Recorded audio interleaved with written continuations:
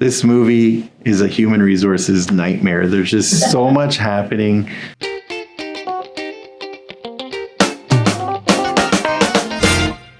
Hi, my name is George. I'm the HR manager here at Manitoba Blue Cross, and today we're going to look at some crazy, outrageous HR drama violation videos. Toby?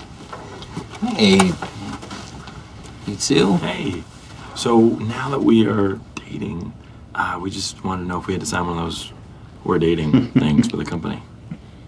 Oh, well, those are only for, relationships. So, if it's just a casual thing, there's no need, really. Oh. Well, I don't want to speak for Jim, but it's like pretty official. Uh-huh. This is why everyone hates Toby. Sorry, so do we need to sign one, or? Let's just wait and see what happens. Yeah. What? Yeah, there's a lot going on in that scene, because depends on your company policy, because sometimes you'll have people will always find relationships. It's just human nature that people will find a connection. So as a company, you have to decide, do you support that? And then what are the parameters that you place? Maybe working with different leaders, different departments, so people aren't in the same group in case the relationship breaks down. But human resources should be supportive, but have clear parameters. Where in Toby's case, in this video, he's pretty inappropriate because he's in love with the other character. So he's kind of telling them, this isn't going to work. We won't bother with this. But I think the key for organizations is be supportive, but at the same time, how do you set parameters and manage it? Because if things do break down, you want to ensure it's not disruptive to the organization and not disruptive to the department, and put other employees in awkward situations. But it is a difficult one for a lot of organizations, because how do you can't really control love or relationships that blossom, but at the same time, you can't just allow it to roam around free without those requirements, because again, people, you don't want to put people in a difficult situation. I didn't know Toby and Pam were in love, or Toby was in love with Oh Pam. yeah, the whole series. Oh, really? It even touched her lap at one point. Yeah. So Toby, welcome to sensitivity training for real. Show of hands. Who here has been koi ponded? Who here has been the butt of a joke that has gone too far? Phyllis. Michael, you make fun of us every day. Yeah, every single day. You never said anything. We have countless times. Well, it is hard to tell the difference between you guys saying stop because I want you to stop, or stop as in stop, you're making me laugh so hard. What you're doing is so funny. You are on a roll. I am busting a gut. Stop. Michael's character, he's one of my favorites on the show, and he means well. Just like a lot of leaders mean well, but sometimes we have to know when to draw the line. And it's always safer in the organization, and it's safer within your teams not to make fun of people. And it sounds silly to say it out loud. It's one thing to joke around with your team and build that camaraderie and build that relationship with your team where they can trust you.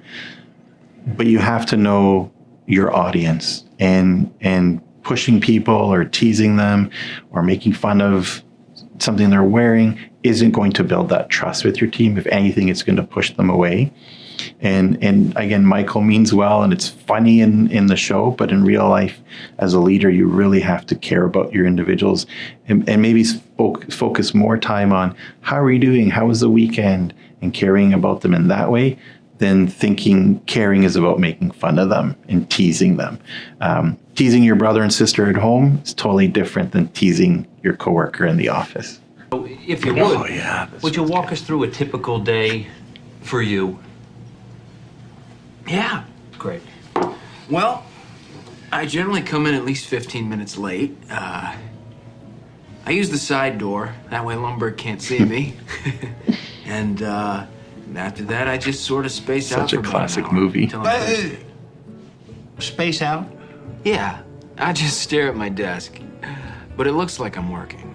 I do that for probably another hour after lunch, too. Well, I'd we say all in a do given sometimes. week, I probably only do about 15 minutes of real, actual work. Yeah, this movie, it's so iconic because it really talks about motivation in the workplace. And the character there, he just, everything kind of just tidal waves him. He's not filling out the reports the way they want them, or all he has to do is fill out reports. And then he gets picked on by not just his supervisor, but every other leader in the organization. So when he's meeting with the consultants, he's pretty much telling them he zones out. And that's what happens with employees when they're not supported and encouraged to really develop their role, to be involved in projects, to have a say. If you're not empowering them, you're demotivating them. And the less empowerment they have, the less they're going to be motivated to work in the office or in the workplace. So it's as a leader, the goal is to find ways to encourage your employees to participate. Find what they like to do in the office. Are they policy developers? Do they like to code? Do they like to engage with people? Find their skill set and nurture it. And that helps motivate them, because at the end of the day, this is what happens. People zone out, they come in, they grab coffee, they talk to people, and then there's less productivity in the office. And I think this movie as a whole just iconically sets that office space, that office setting. My video focuses on workplace efficiency, so get your blinks out of the way now. I need your full attention. Time. It's infinite. Or is it? It is not. Every day you are stealing from this company in the form of paid bathroom breaks. And as I always say, you can't be number one if you're going number two. You always say that? I say it a lot, yes. Since the advent of smartphones, the length of bathroom breaks has increased. Oh, hey. 2 minutes, 17 seconds. You taped us going to the bathroom? I taped you going into the bathroom. But you didn't tape us going to the bathroom. No. We won't even address the problem of the recording. We'll just focus on her time management conversation. So again, when it comes to motivating employees, you have to trust them. You have to be able to. So if it's easier in professional settings because there's work to be done, and the goal is, let's assign my tasks to my team, and I'm going to trust that they get it done. And if they get it done early, then the trust is, will they pick up other work, or will they help their teammates out? So again, it's setting parameters, setting the expectations of what you require from the team, and then trusting them to fulfill it. In non-office settings, again, it's trusting your team. I'm scheduling you to work on a project, or if you're in construction, what kind of work that you're doing, if you're building something. Again, it's setting those parameters. Our job today is to do this. If you get it done, then we move to the next task.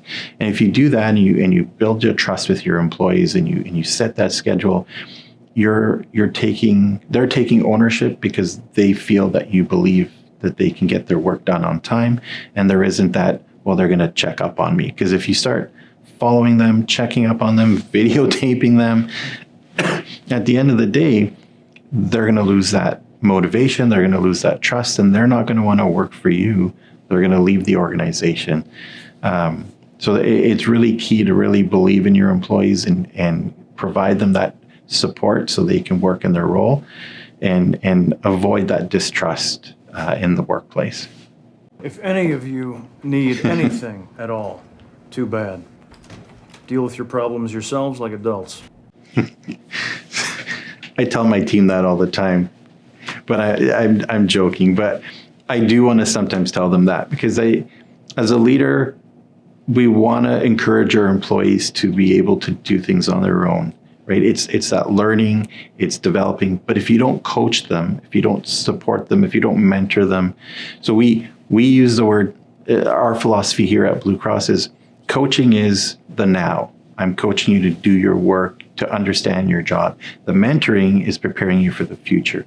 So as a leader, if we're not coaching and mentoring people, how do we expect them to do the work on their own? If we don't trust them, if we don't empower them, if we don't engage with them, it becomes harder for an employee to take on the responsibility seriously.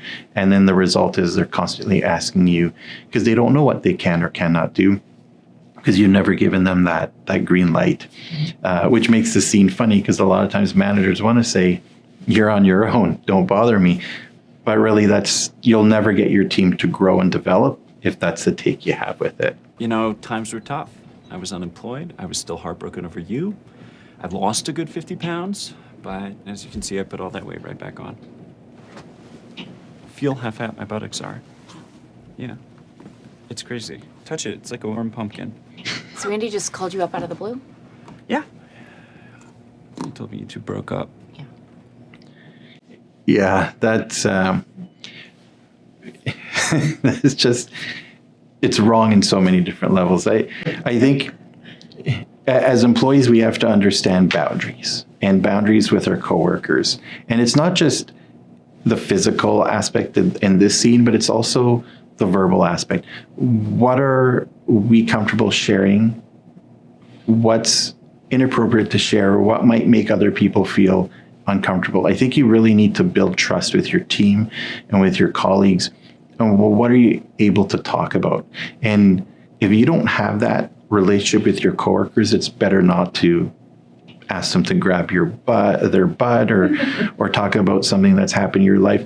Maybe that's where you go to an EAP program like we have at Manitoba Blue Cross, where you can go to someone and talk to a counselor and maybe work through the situation with them. Anything you're dealing with in your personal life, your family life, they're able to counsel you through it, where your coworkers aren't counselors and they may not be able to support you that way.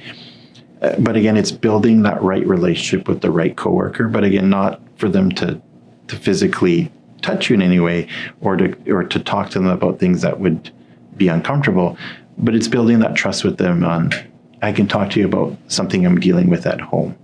But again, if you need that counseling support, there are professionals in our program that can support you. I need you for 2 minutes uninterrupted. Okay. Remember a few weeks ago we talked about the senior intern program? No. Really? We had a whole big conversation about it. We did? Okay, remind me, seniors in high school or college? No. Seniors in life, older people. What? I told you I felt like we needed to do an outreach program. You definitely seem to be liking the idea, so I set it in motion. It's gonna be great. Hold, please. You're hiring senior citizen interns? There's been a ton of research on this, and the results are actually incredible. I mean, imagine having an intern with a lifetime of experience as opposed to somebody who spent the last 4 years of their life playing beer pong. Yeah, that's a little more serious than some of our earlier videos. So for us as an organization, we are open to hiring anyone as long as they have the skill set and they're bringing that value to Manitoba Blue Cross. And I think a lot of organizations really have to look at, don't narrow your searches. Again, on a human resources and a legal standpoint, you can't do that. It's illegal. We need to open up our doors to be inclusive, hire people for the skill set. But a lot of times people shy away, younger employees or even older employees, because they don't think it might fit the company culture. But you don't know what your company culture is if you don't bring in those individuals. They do bring in, older generation bring in a lot of wisdom, a lot of knowledge, different perspective, whereas younger generation might bring more IT focus, more AI focus. So again, it could drive your business in a whole different aspect. And it's not just age too. Sometimes organizations, and I've heard this, where they shy away hiring newcomers because they don't have quote unquote Canadian experience. Again, look at the experience they're bringing in from their organization. Is there transferable skills? It benefits your organization to start broadening your searches, because the more inclusive you are, the more people you bring in, it begins to widen your recruitment. You bring in different talent, bring in different knowledge, but it also helps you sell your brand to areas that you may not have considered before. So it's really vital for organizations to really look at the recruitment philosophies and how can they become more exclusive to supporting the communities that they live in. Hey, Megan. It's winter. Can we put Dancer and Prancer back in their stable? Are you body shaming her right now? Some people here might find your outfit offensive. Well, some people might find your outfit offensive. And really confusing. Oh, I thought it was clear. This is a multi-denominational holiday sweater. It has Christmas, Hanukkah, Kwanzaa. Everyone's included. Is everyone included? What about something for the Satanists? Good morning, everybody. You can't silence us all. This movie is a human resources nightmare. There's just so much happening from start to finish. In this scene, again, don't body shame people. Again, just health and wellness in general, we shouldn't be doing that. Again, if there's a company policy on dress code, again, pulling people aside, talking to them, understanding where they're coming from and having them understand where you as an organization are coming from. And again, not doing it in public like that, where you got other people ganging up. And yeah, everything from the frustration from the coworker to the person who's being put on the spot, to even saying, hey, I know why you're on disability. There's just so much happening in that scene that's inappropriate. But at the end of the day, it's, again, having conversations with people with respect and understanding where they're coming from, and maybe they don't know better, or if that's in this case, if that's what the person wants to wear in the office, I think it's having that conversation of inappropriateness of attire. But again, it's such a touchy subject for leaders. It's really about making sure people are safe in the office and ensuring people understand the expectations. Yeah.